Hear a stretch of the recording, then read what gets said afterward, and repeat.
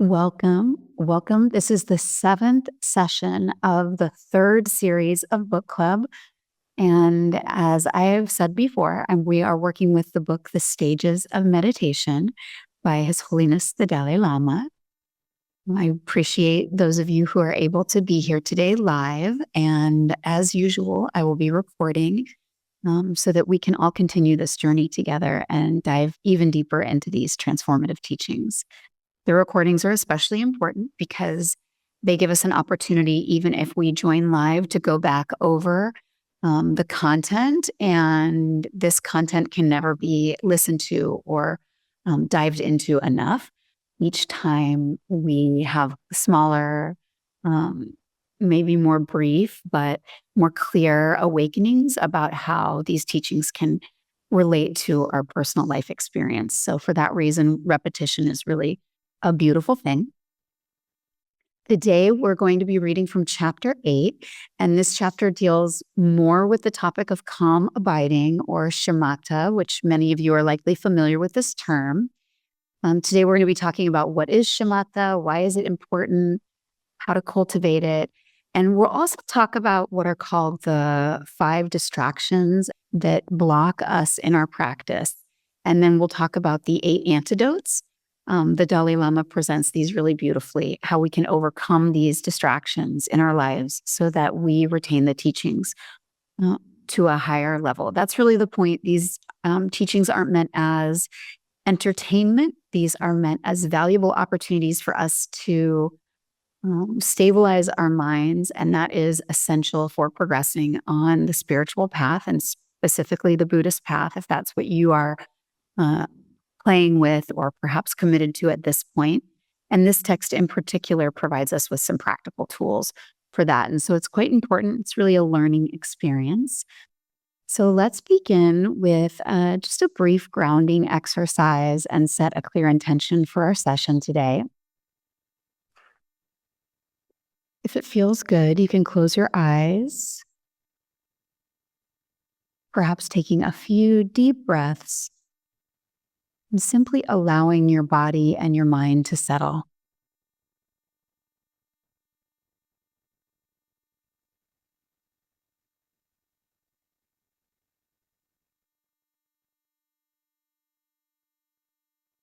And now perhaps you'd like to reflect for a moment on what brings you to this practice. What do you hope to cultivate or transform through this study? Just let this motivation arise however it wants to arise, whether that's clear or foggy, whether it's a sensation, emotion, or thought. However this motivation arises for you, practice holding it with care and attention.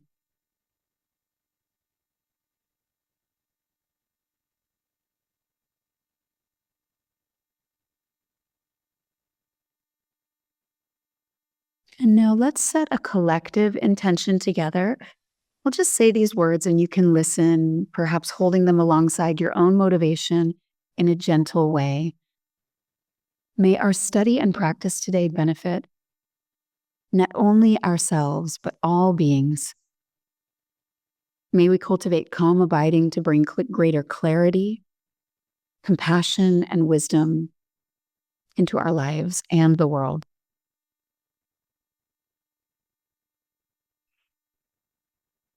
Take maybe a few breaths here, just committing this intention to mind.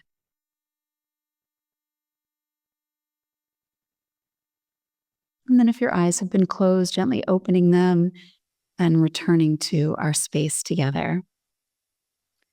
So briefly to recap our last session, it's been quite a while since I reported the last live session. We explored in the last session chapters 6 and 7. If you remember, this text is really about the gradual path of awakening. And so this was very fresh in Tibetan Buddhism. It really shaped all of Tibetan Buddhism. And when Kamalashila brought this perspective to the Buddhist community, saying, it's not about an instant moment of enlightenment, it's actually about the proper preparation and patience that leads us to enlightenment. And that's really relevant in modern times. And I've talked about this quite a bit throughout this book club. But each chapter brings us a little bit closer to understanding just how important taking a slow, gradual, and titrated approach to our practice can give us more depth, more understanding, and eventually lead to a greater sense of an enlightened mind, or the mind that awakens to bodhicitta, as we've talked about. So in chapter 6 and 7, Kamala Shila and the Dalai Lama really are dealing here with more calm abiding and special insight. So likely you know these words in their Buddhist form. Maybe, maybe not. I don't want to assume. But they're most commonly discussed as shamatha or vipassana. So shamatha or vipassana.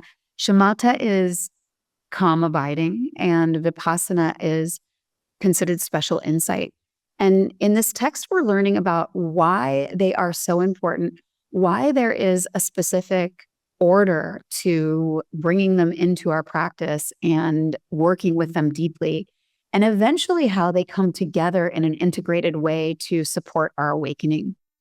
So in this last chapter, we really reflected on how analytical meditation, which is special insight or vipassana, how this helps us question assumptions about reality. And in that questioning, it leads us to a deeper understanding of interdependence and impermanence, two really important concepts in the Buddha's teachings.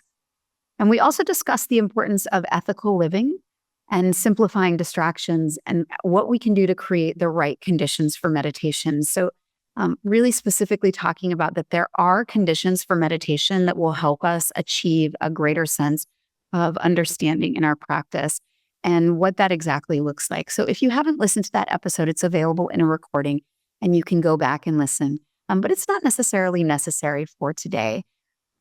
This foundation, however, it really prepares us for our continuing topics, and specifically talking about calm abiding, why it matters, and how to work with it really skillfully, especially with the challenges we encounter during practice. Because, of course, if you're a meditator, then you already know, or I don't want to spoil it, but I'm going to, like, spoiler alert, just in case you don't already know, meditation is not about peace. It's not about relaxation necessarily. Even I often redefine the idea of rest in such a way that rest is a dropping of our defensive nature. It's not necessarily a deep relaxation on a feather top mattress. It can be quite intense, and it can feel quite uncomfortable. It can feel like a lot of discomfort sometimes.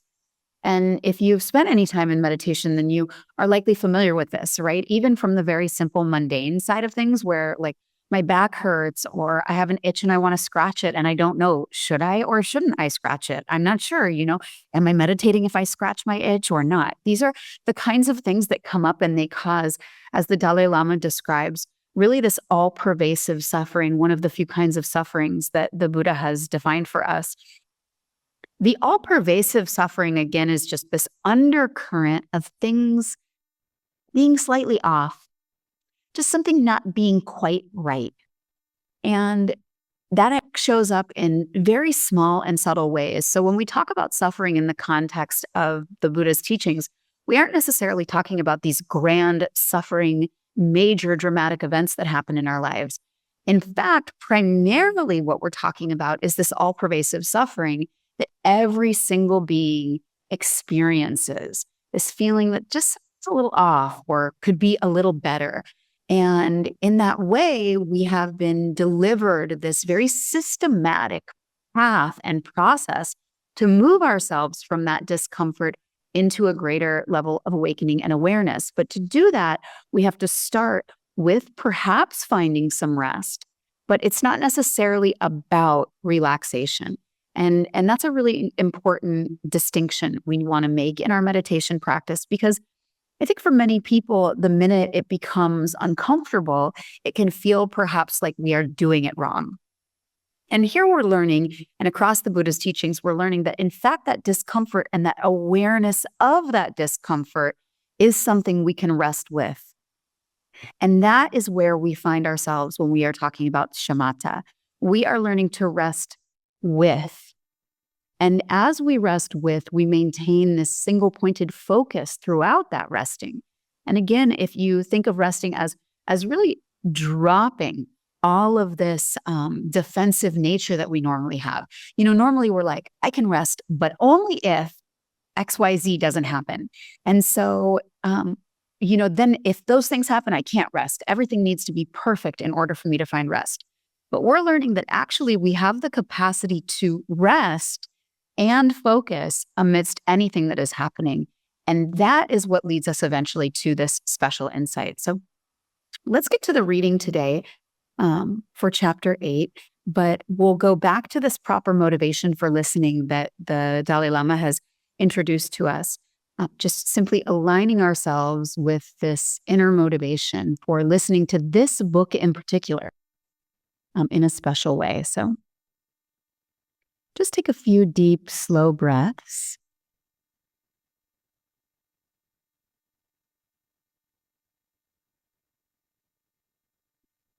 We shall listen to the intermediate stages of meditation by the great Kamalashila in order to attain supreme Buddhahood for the sake of sentient beings vast as the expanse of space.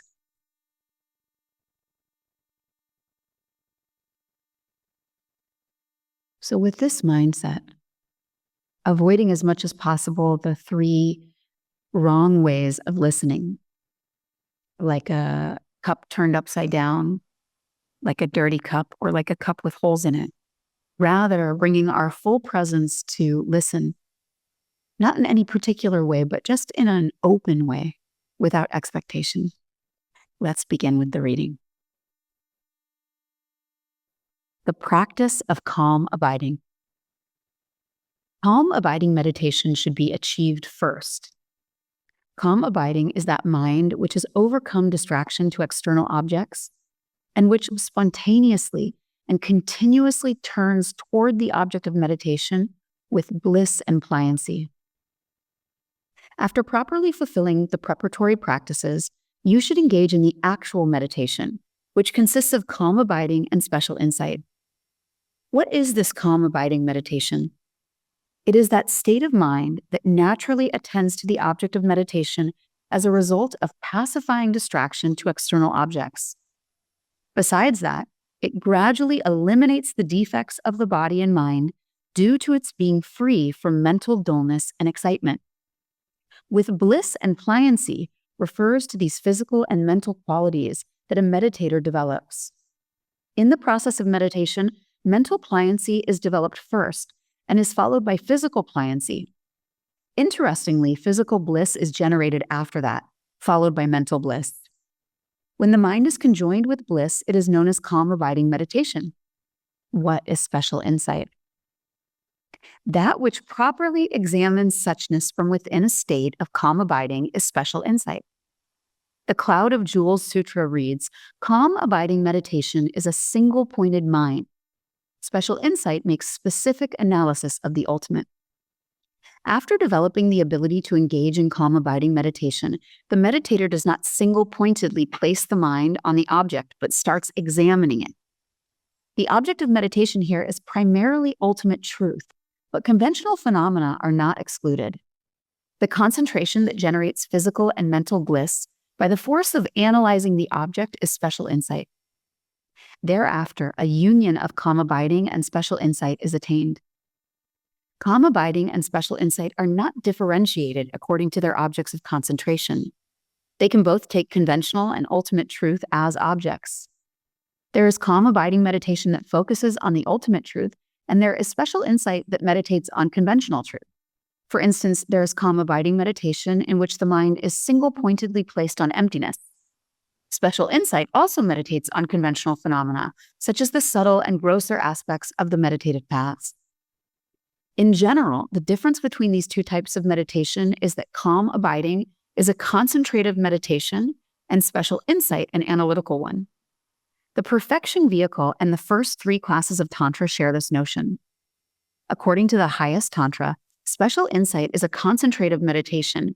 This is a unique mode of understanding within the context of which special insight operates fully as a concentrative meditation.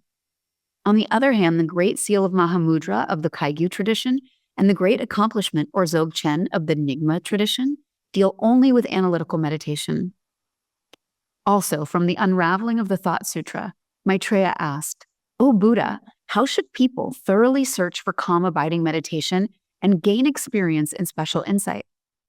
The Buddha answered Maitreya, "I have given the following teachings to bodhisattvas: sutras, melodious praises, prophetic teachings, verses, specific instructions, advice from specific experiences, expressions of realization, legends, birth tales, extensive teachings, established doctrine, and instructions.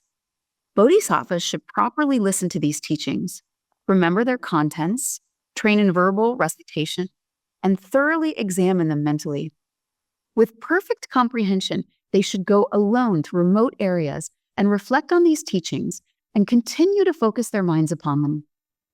They should focus mentally only on those topics that they have reflected about and maintain this continuously. This is called mental engagement.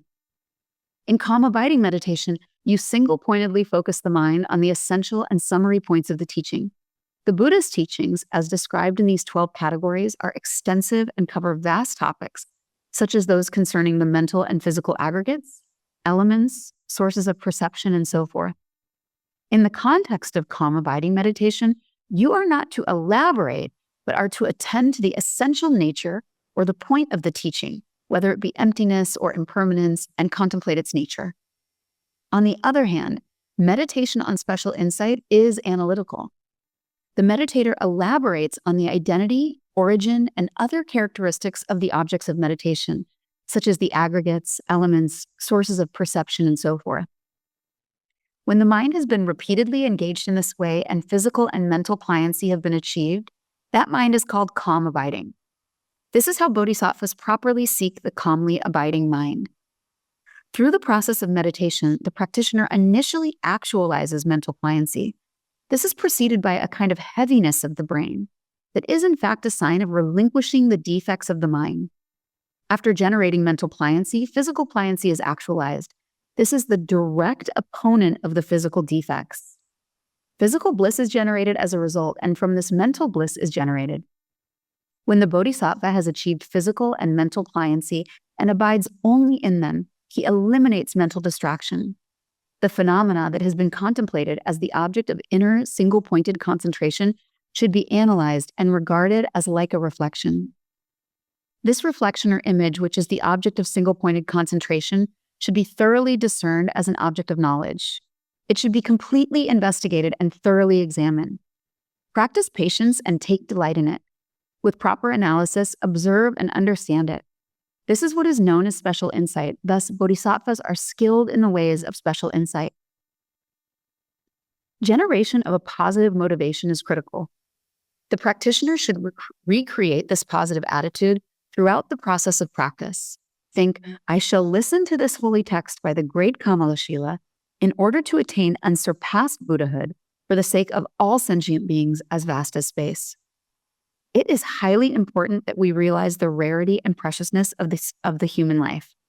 It is on this basis that we can attain both temporary and ultimate goals. This life as a free and fortunate human being is a great occasion, and we should take full advantage of it. The root and foundation for realizing the ultimate goal of enlightenment is generation of the altruistic thought, and this in turn derives from compassion. Other complementary practices essential in this context are the practice of generosity and other meritorious deeds and training in concentration, which is the union of calm abiding and special insight. Before generating compassion for other sentient beings, the practitioner must think about the sufferings of cyclical existence in general, and in particular, the sufferings of the different realms within the cycle of existence. Through this process of contemplation, the practitioner comes to appreciate the unbearable nature of the miseries of the cycle of existence. This naturally leads you to find out how to abandon them. Is there an occasion when we can be completely free of suffering? What methods need to be applied in order to relinquish suffering? When you earnestly engage in such an inquiry and examine the question well, you will realize what causes suffering. The source of suffering is the mental defilement that arises from action and disturbing emotions. This is temporary, and the mind can be completely separated from it. The practitioner comes to realize that the noble truth of cessation can be attained with the pacification or elimination of suffering and its causes. The corollary is that the individual develops renunciation, wishing for freedom from suffering and its causes. And when you wish for other sentient beings also to gain freedom from suffering and its causes, you are taking a major step toward generating compassion. First, a practitioner should train in the stages of the common path, and then gradually incorporate the stages of the greater path. This is a sound and correct mode of actualizing a spiritual career. After having performed the preparatory practices, you undertake the training in the two types of awakening mind. These two are the conventional and ultimate awakening minds. With generation of the conventional awakening mind, a practitioner engages in the deeds of a bodhisattva, which include the six perfections.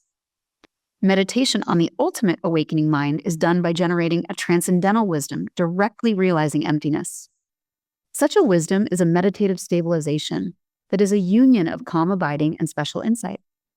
This means that while focusing single-pointedly, you can simultaneously analyze the nature of emptiness. First, the practitioner must gather the prerequisites and other conditions conducive to meditation on calm abiding.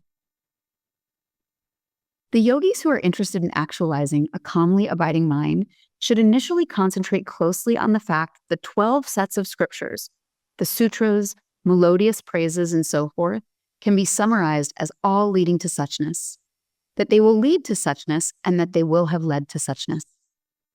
In the final analysis, the Buddha's teachings are directly or indirectly related to suchness. The texts that obviously deal with impermanence, suffering, and so forth also ultimately deal with suchness. For although they expound gross selflessness, such as the non-duality of subject and object, they lead directly to that subtle emptiness that the Buddha taught directly during the second turning of the wheel of Dharma. One way of doing this meditation is to set the mind closely on the mental and physical aggregates, as an object that includes all phenomena. Another way is to place the mind on an image of the Buddha. The King of Meditative Stabilization Sutra says, "With his body gold in color, the Lord of the universe is extremely beautiful." The bodhisattva who places his mind on this object is referred to as one in meditative absorption. There are various objects of calmly abiding meditation. The tantric systems are unique in employing a meditational deity or seed syllable as the object. Here, as taught in the sutra system, the Buddha's image is used as the object. Meditative stabilization is a practice common to Buddhists and non-Buddhists. Therefore, it is advisable for a Buddhist to take the image of a Buddha as the object of meditation. In this way, he or she will reap a number of incidental benefits, such as accumulating merit and remembering the Buddha. Visualize the image of the Buddha seated on a throne of precious jewels. It should be approximately the full length of your body away from you, abiding in the space in front of you at the level of your forehead. You should imagine that the image is both dense and radiant. The intelligent practitioner seeks concentration by first gaining a proper understanding of the view. Such a person focuses on emptiness as the object of meditation and aims to actualize calm abiding in this way. This is indeed difficult. Others use the mind itself as the object in their quest for calm abiding. The meditator, in fact, focuses on clarity and awareness, which is a way for the mind to focus on itself. This is not an easy task either. Initially, a practitioner needs to identify clear awareness as an actual experience. The mind then focuses on that feeling with the help of mindfulness. Mind is mysterious and has myriad appearances. It cannot be identified in the way external objects can. It has no shape, form, or color. This mere clear awareness is of the nature of experience and feeling. It is something like colored water. Although the water is not of the same nature as the color, so long as they are mixed, the true color of the water is not obvious. Similarly, the mind does not have the nature of external objects such as physical form and so forth. However, the mind is so habituated to following the five sensory consciousnesses that it becomes almost indistinguishable from the physical form, shape, color, and so forth that it experiences. In this context, the mode of meditation is to deliberately stop all kinds of thoughts and perceptions. You start by restraining the mind from following the sensory consciousnesses. This should be followed by stopping the mind that reflects on sensory experiences and feelings of joy and misery. Focus the mind on its present and natural state without allowing it to become preoccupied with memories of the past or plans for the future. Through such a process, the mind's true color, so to speak, will gradually dawn on the practitioner. When the mind is free from all kinds of thoughts and concepts, suddenly a form of vacuity will appear. If the meditator tries to gain familiarity with that vacuity, the clarity of the consciousness will naturally become more obvious. Throughout the process of practicing calm abiding meditation, we should be fully aware of the 5 defects and the 8 antidotes. The 5 defects are laziness, forgetting the object of meditation, mental dullness and excitement, not applying the antidote when afflicted by mental dullness or excitement, and unnecessary application of the antidotes. Let me identify the 8 antidotes. They are faith, interest, perseverance, pliancy, mindfulness, conscientiousness, application of the antidotes when afflicted by dullness or excitement, and discarding unnecessary application of the antidotes. Faith here refers to the delight or joy in the practice of concentration that arises from appreciating its benefits. This naturally leads to interest in the practice and helps enhance perseverance. The first 4 antidotes, faith, interest, perseverance, and pliancy, counteract laziness, and the 5th antidote, mindfulness, counteracts forgetting the object of meditation. Conscientiousness, the 6th antidote, is the opponent of dullness and excitement. When the mind suffers from dullness, effort should be made to awaken and uplift the mind.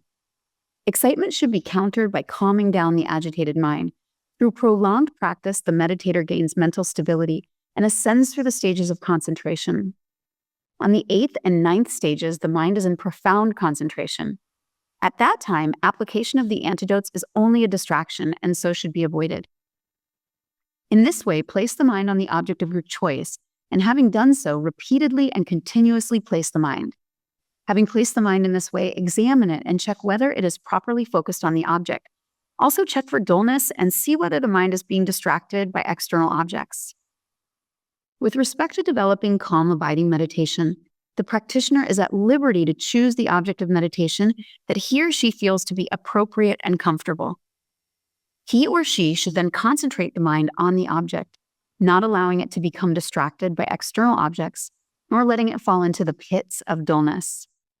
He or she should aim to attain single-pointed concentration conjoined with sharp clarity. Dullness occurs when the mind is dominated by laziness and lacks alertness and sharpness. Even in everyday life, we may describe our minds as unclear or sluggish. When dullness is present, the meditator is not holding firmly onto the object, and so the meditation is not effective. If the mind is found to be dull due to sleepiness and mental torpor, or if you fear that dullness is approaching, then the mind should attend to a supremely delightful object, such as an image of the Buddha or a notion of light. In this process, having dispelled dullness, the mind should try to see the object very clearly. Mental torpor and dullness occur in a mutual cause and effect relationship. When a meditator is beset by fogginess, the mind and body feel heavy. The practitioner loses clarity and the mind becomes functionally ineffective and unproductive. Dullness is a form of mental depression, so to counteract it, employ techniques that can help uplift the mind. Some of the more effective ways are to think about joyful objects, such as the wonderful qualities of a Buddha, or to think about the rarity of the precious human life and the opportunities it provides. You should draw inspiration from those thoughts to engage in a fruitful meditation. In developing calm abiding, the other main obstacle to be overcome is mental excitement. This occurs when the mind is in a state of excitement, chasing the objects of desire and recalling past experiences of joy and happiness. Grosser forms of mental excitement will cause the mind to lose the object of concentration completely. In subtler forms, only a portion of the mind attends to the object. The solution to this problem is to meditate on impermanence, suffering, and so forth, which can help the mind to settle down. You should recognize the presence of dullness when the mind cannot see the object very clearly. When you feel as if you are blind or in a dark place, or that you have closed your eyes. If while you are in meditation, your mind chases after qualities of external objects, such as form, or turns its attention to other phenomena, or is distracted by desire for an object you have previously experienced, or if you suspect distraction is approaching, Reflect that all composite phenomena are impermanent. Think about suffering and so forth, topics that will temper the mind. If you contemplate the faults of constant mental distraction or any other object that would discourage your mind, you will be able to reduce mental excitement. When the mind loses the object of meditation and becomes distracted by thoughts of your past experiences, particularly in relation to objects of attachment, it is called excitement. When the mind completely loses the object of meditation and becomes distracted by actual external objects, it is gross excitement. If the mind has not lost the object of meditation, but a part of the mind dwells on an object of attachment, it is called subtle excitement. Excitement arises when the mind is too buoyant. When the mind is too buoyant and overly active, it is easily distracted. The antidote to this is to dampen down the mind's high spirits, which can be done by withdrawing the mind. To do that, meditation on objects that reduce obsession and attachment toward external, internal objects is very helpful. And in this context, meditation on impermanence, suffering, and so forth is once again very useful. The antidote to mental dullness and excitement is introspection. The function of introspection is to observe whether or not the mind is abiding stably on the object of meditation. The function of mindfulness is to keep the mind on the object. Once this is achieved, mental introspection has to watch whether the mind remains on the object or not. The stronger your mindfulness, the stronger your mental introspection will be. For example, if you constantly remember it's not good to do this is not helpful, and so forth, you are maintaining introspection. It's important to be mindful of the negative aspects of your daily life, and if you should be alert to their occurrence. Therefore, one of the unique features and functions of mental introspection is to assess the condition of your mind and body, to judge whether the mind remains stably on the object or not. At the same time, it is important to remember that if your spirits sink too low, your mind will become dull. At the onset of mental dullness, you should make efforts to lift your spirits. Whether you are low-spirited or high-spirited or at any given time depends very much on your health, diet, the time of day, and so forth. So you're the best judge of when to reduce your mental spirits and when to heighten them. In this process, distraction should be eliminated, and with the rope of mindfulness and alertness, the elephant-like mind should be fastened to the tree of the object of meditation. When you find that the mind is free of dullness and excitement, and that it naturally abides on the object, you should relax your effort and remain neutral as long as it continues thus. Initially, the mind barely attends to the object of meditation, but with prolonged practice, by developing the antidotes to mental dullness and excitement, the grosser types of these impediments decrease in strength, and the subtle types become more obvious. If you persist in the practice and improve the force of your mindfulness and alertness, there will come a time when even the subtle types of these impediments do not obscure your meditation. Generating a strong will to engage in a proper meditation, free of all the obstacles, can have a very positive impact. Eventually, you should be able to sit effortlessly for a session of an hour or so. Realization of single-pointed concentration is not an easy task. You must have the endurance to practice for a long time. By continuous practice, you can gradually eliminate the defects of the body and mind. Defects in this context refer to the states of dullness and heaviness of the body and mind that make them unresponsive or unserviceable for meditation. These defects are thoroughly eliminated as the meditator develops the 9 stages of calm abiding. The practitioner eventually generates mental pliancy, which is followed by physical pliancy.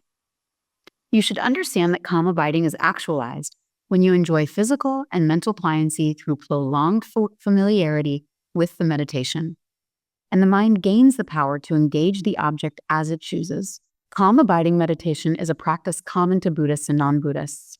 So in terms of its mere identity, there is nothing profound or special about it.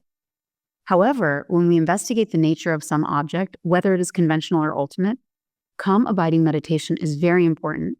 Its main objective is to develop single-pointed concentration. Although we say prayers or engage in tantric practices, we are faced with the question of whether they are effective. The main reason is our lack of concentration, so we should develop a mind that is able to abide single-pointedly on the object of focus.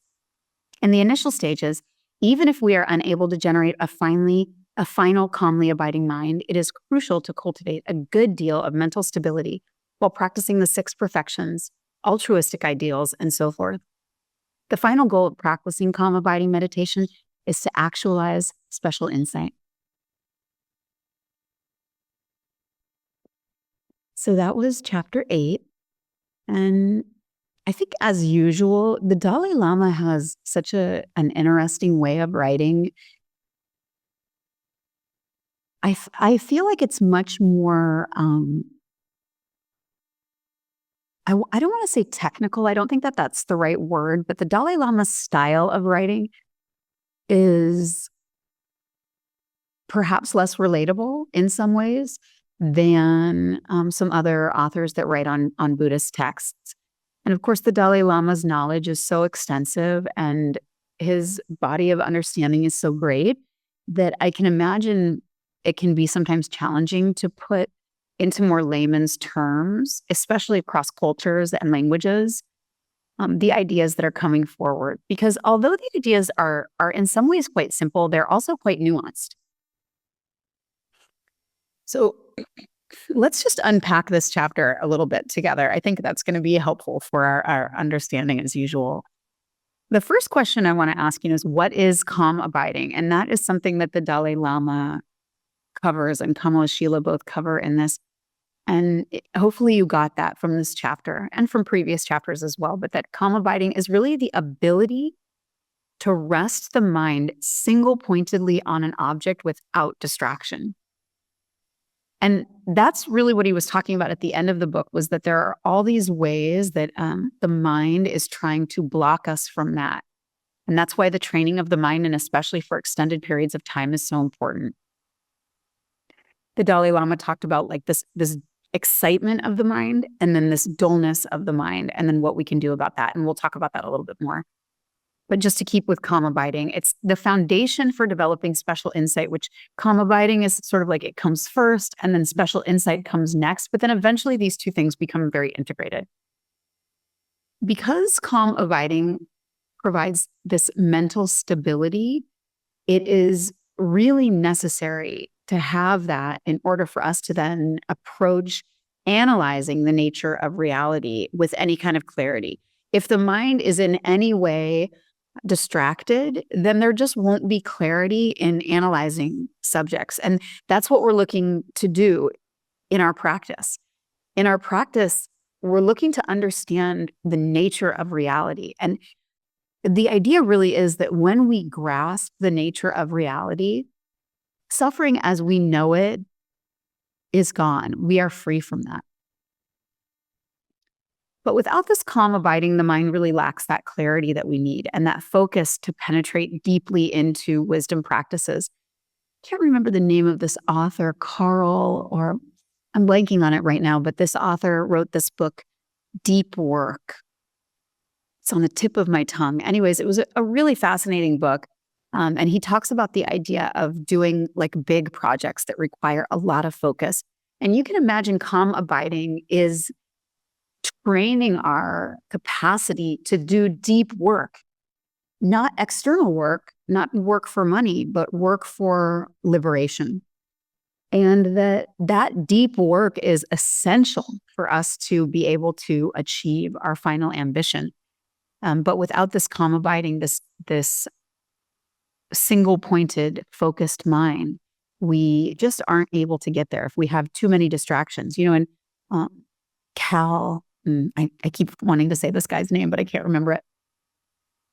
Anyways, in this book, Deep Work, it's things like having your cell phone turned off or making sure you're like in places that there isn't any distraction. But these are superficial, but they're also really relevant because the way we live our lives has to do with how much distraction we do or we don't have in our lives. If you're a very, very busy person, then likely sitting is a lot harder for you than perhaps, this isn't always the case, but then perhaps for somebody who is much less busy, because you just have a lot of things going on in your mind, perhaps a lot of logistics that you need to be managing.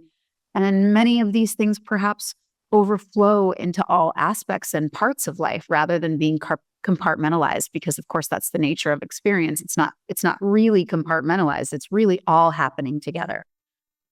So the Dalai Lama really emphasizing here that calm abiding isn't just about relaxation. But it's about creating a steady and focused mind that's free from agitation and free from dullness. And that this mental stability is what allows us to engage in deeper practices with precision and depth, and ultimately supports our path to liberation. And that's the same that's true for any kind of deep work that we want to do. We need to eliminate agitation and dullness, which are essentially like the main hindrances on our practice or to any work that we want to get done. And when we eliminate those, when we work with them in intelligent, wise, effective ways, then we start to develop this capacity to penetrate deeply into what is the nature of reality? What is emptiness? What is impermanence?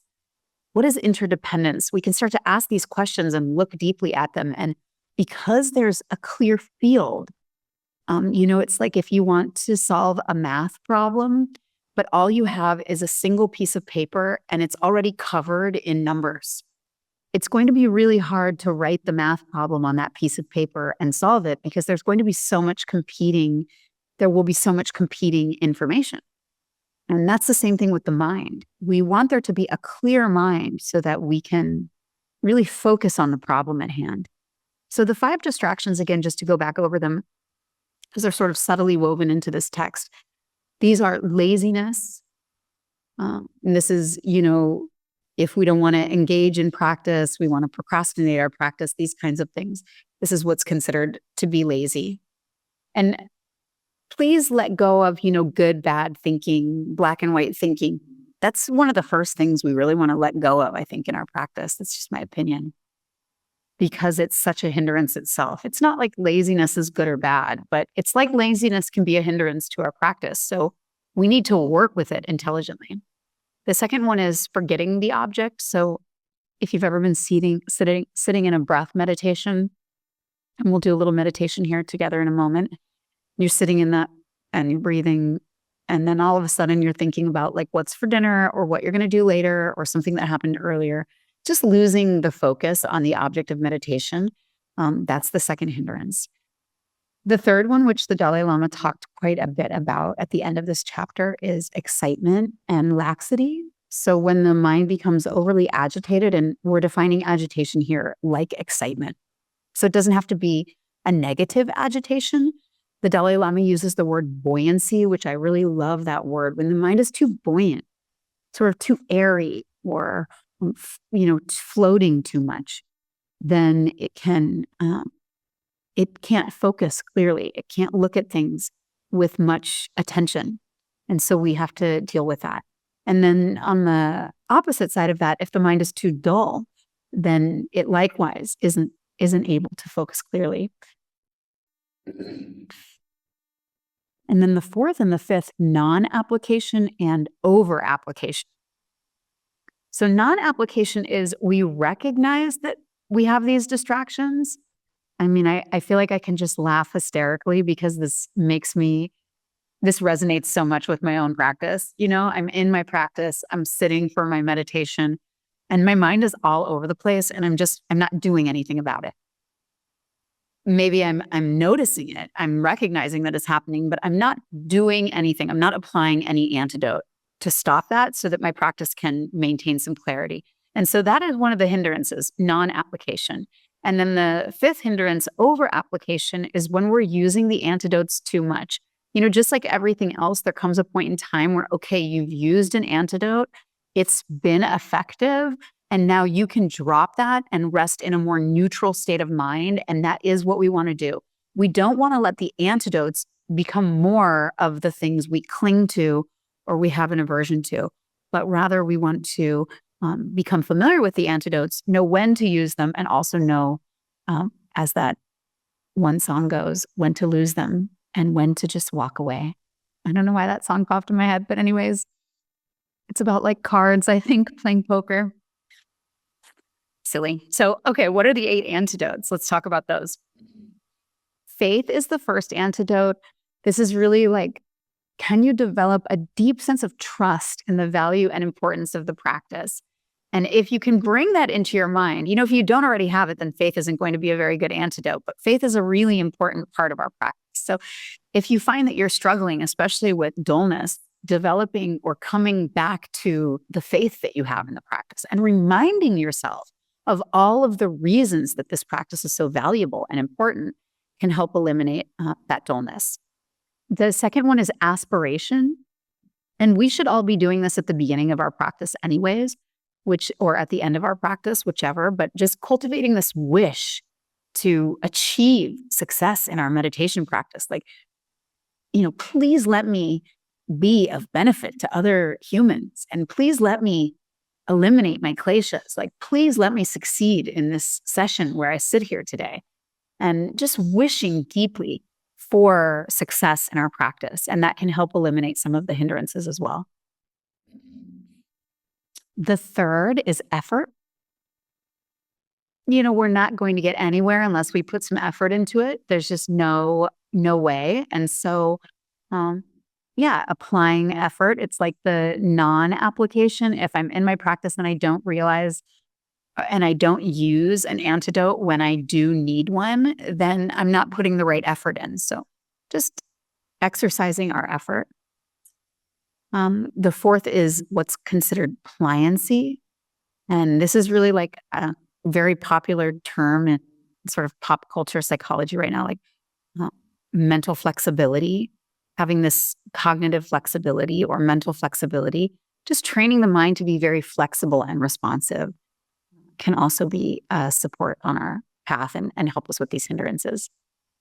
And then the last four, mindfulness is the fifth. Of course, most of you are familiar already with this concept of mindfulness.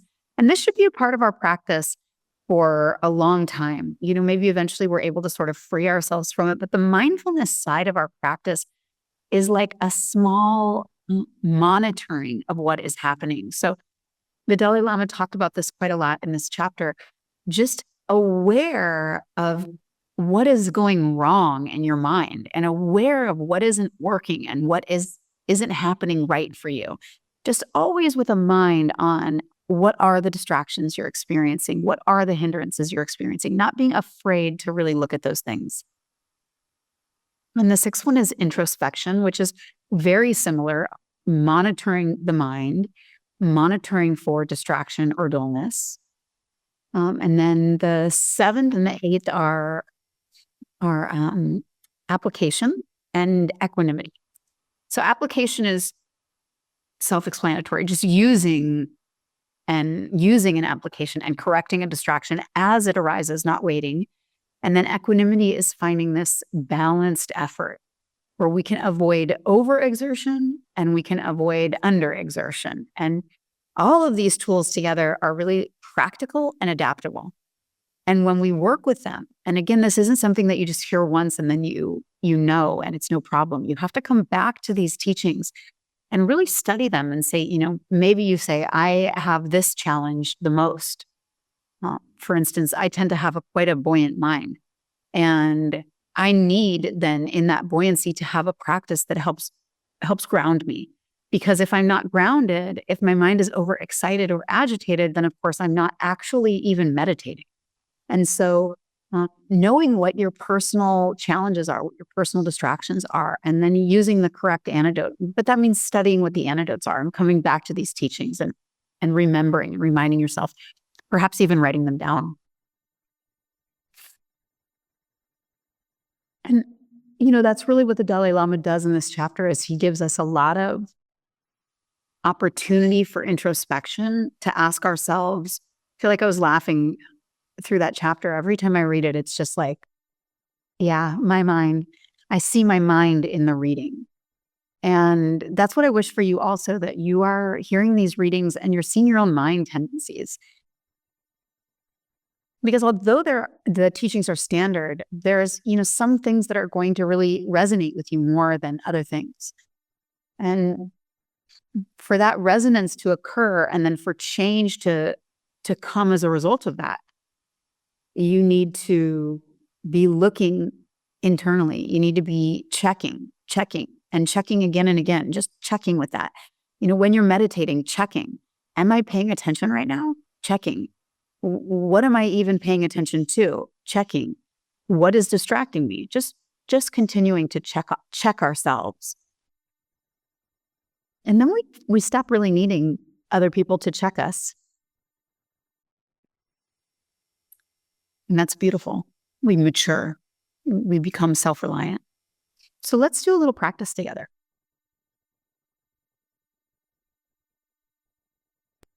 And we're just going to do a practice on recognizing and addressing some distractions as we work to cultivate this calm abiding.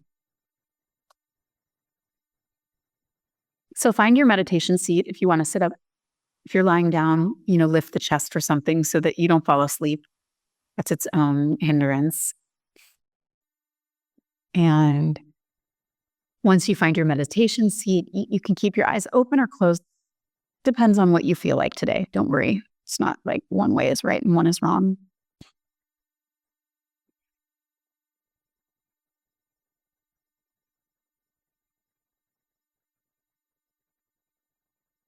Maybe you want to get out some last minute fidgets or something so that you can really rust into stillness.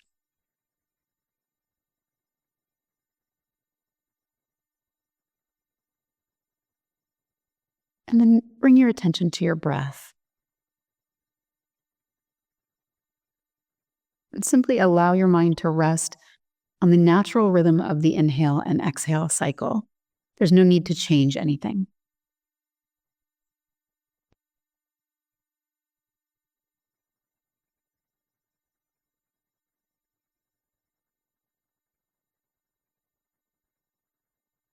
So the object of meditation for us right now is the breath.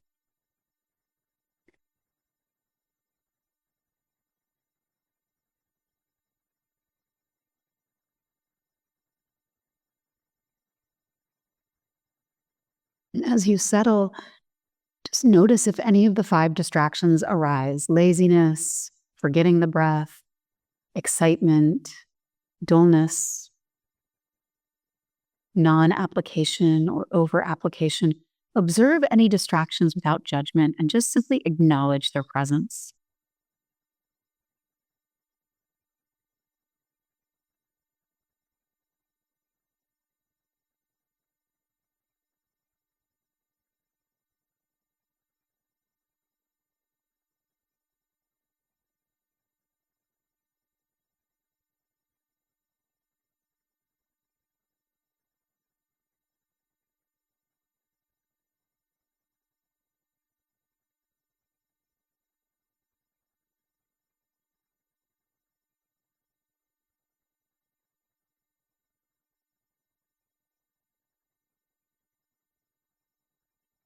And if you notice any of these distractions, make an attempt to gently apply an antidote. For example, if you feel lazy, try to remember the reason you're here practicing, remembering and reminding yourself of the value and importance of the practice.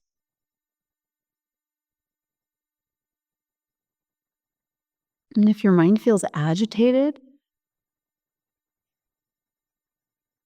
use introspection and adjust your focus or relax any tension.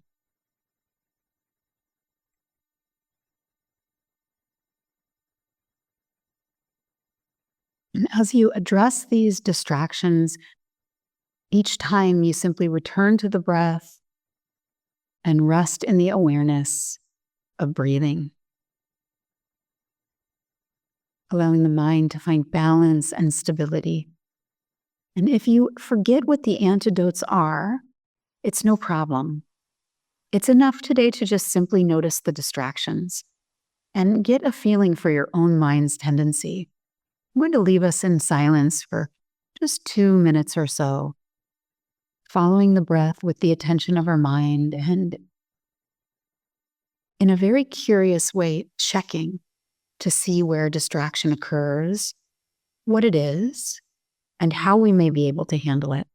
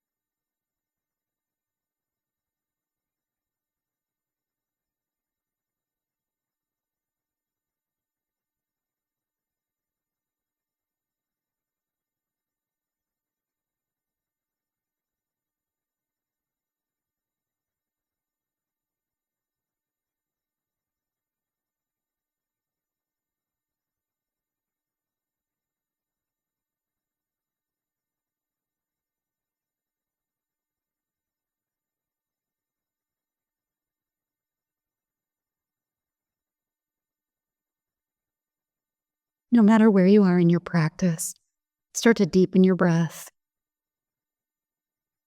You can drop the focus for a moment and just simply rest in a very open way, nothing to attend to.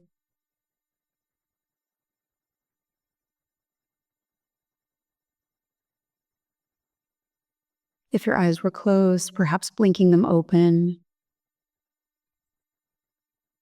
and coming back into our shared space.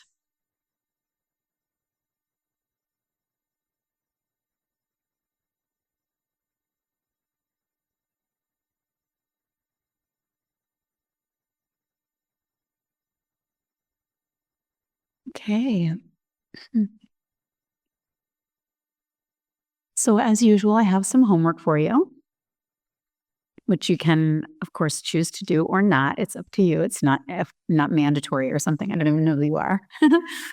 um, and I'm going to offer that homework, and you can use it. The homework requires this week. We're getting a little deeper. The homework's sort of been building on itself, and this session, I want to offer some homework that allows you to do a little bit of exploration on your own, and I hope you feel excited to do that. But the first piece of the homework is to sit for 20 minutes, 15, 20 minutes a day, working on calm abiding. And my advice is to use the breath as the object of meditation, unless there is some reason that the breath does not feel safe for you. In which case, it's perfectly okay to use sound as the object of meditation or looking at an image, this kind of thing. But just a very simple sensory object is wonderful. And so 15 to 20 minutes a day practicing with calm abiding, just trying to keep that object as your main point of focus for the whole time. And this is where the research comes in. I want you to use the 5 distractions and the 8 antidotes as a framework to observe and address any challenges that may come up during your practice. So really thinking about, I would say, generally, the things that you're going to see arise the most are laziness, dullness, or mental agitation or excitement. And so you can pay particular attention to those 3, dullness, laziness, and mental agitation or excitement, and notice when they come up. And then you can do a little research on the 8 antidotes, and I encourage you to do that. Or if you have the book yourself, to be looking at the book and then to be exploring what are the right antidotes to be using for yourself, and then practicing in your meditation, applying those antidotes. And then off the cushion, I want you to start to notice when your mind becomes distracted or agitated. Maybe you already work with this, but if not, I want this to really become an off the cushion practice that has integrated into your life. So begin now, noticing anytime your mind is distracted or agitated, and then using mindfulness and introspection to bring your mind back to a calm and focused state. So we're really starting to take this mindfulness out of our meditation practice and into our daily life. And this is why it becomes non-meditation, because meditation and non-meditation essentially are no different. Meditation is just a formal training ground. And in that formal training ground, we're able to practice with greater freedom and flexibility and with less distractions than you have in day-to-day waking life. But now we can start to use our day-to-day waking life as an opportunity to practice as well. In fact, that's the most important, is that these practices help us in our day-to-day life, or why are we doing them, right?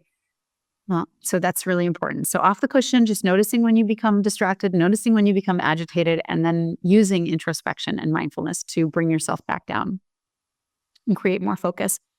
Then what I would love to see is at the end of a week or so, at the end of a certain period of time that you define for yourself, I want you to reflect on how using antidotes has potentially influenced your meditation and your daily life. And you can include asking questions to yourself, like, what were the patterns in the distractions that you encountered? And how did the antidotes perhaps change your experience or not? It's not always that they will, they may not. And those are the 3 pieces. So a daily meditation practice, focusing on calm abiding, resting with one single object. Calm abiding is about focus. It's about attention. So focusing, it's a concentrative meditation. The breath or some other sensory object. Using antidotes as necessary. Noticing in waking life when you also have these hindrances arise. Applying antidotes there as well. And then just reflecting on that experience after a certain amount of time. I suggest a week, but perhaps you want to look at it each day, which would also be quite interesting. And then compare at the end of a week every day and how there was or wasn't progress, or how life events influenced or did not influence your outcomes. And otherwise, I want to close with just a brief dedication. Today's recording has been a practice for me, and all of life is a practice for me, and I just so deeply appreciate that. I just can't say that enough. I feel so grateful and so absolutely blessed to have found the Buddha's teachings in my lifetime and to be on this path and to be practicing in this way. And life is so precious. And this time that I spend with you, even though I don't know who you are, it is so precious to me.